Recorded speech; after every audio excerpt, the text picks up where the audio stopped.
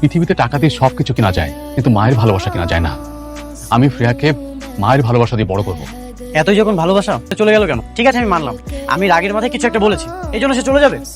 রেদওয়ান, তুই একটা কথা মনে রাখিস, গরিব মানুষের আর কিছু থাক বা না থাক, আত্মসম্মান বোধটা কিন্তু থাকে। তুই ওকে চলে যেতে বলেছিস, ও চলে গেছে। ওদের বাড়ি ঠিকানাটা দাও। তুই কি যাবি ওকে আনতে?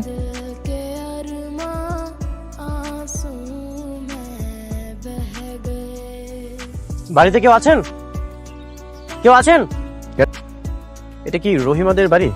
হ বাবাজি, রহিমা এতদিন আমাদের বাড়িতেই ছিল, আমাদের ওখানেই কাজ করতো। তুমি জাবেদ ভাইয়ের ছেলে? আসো আর আসো বাবা, আসো আসো, বসো, আমি ডাকতেছি।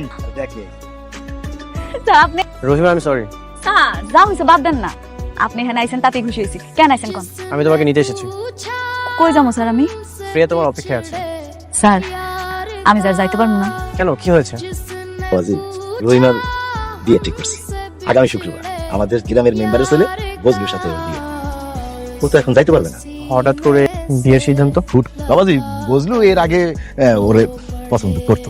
ঢাকা থেকে ফিরে আসার পর বজলু উল্টা পড়ে গেছে, সেই জন্য এখন প্রিয়া কথা দিয়ে দিই। স্যার আপনি কিন্তু বিয়াতে আইবেন, মামুনিরে অবশ্যই নিয়ে আসবেন। ও স্যার না, আপনি কি খাবেন কর? আব্বা স্যার আইছে এত দূর থেকে, একটা ডাক পাইটা দাও না। না না, আমি কিছুই খাবো না। না বাবাজি, দুপুরের খাওয়া খাইয়েই যেতে হইব। অন্য একদিন এসে খাবো, আজ তাহলে আসি। স্যার ফ্রিয়া মামুনি কেমন আছে? ভালো আছে।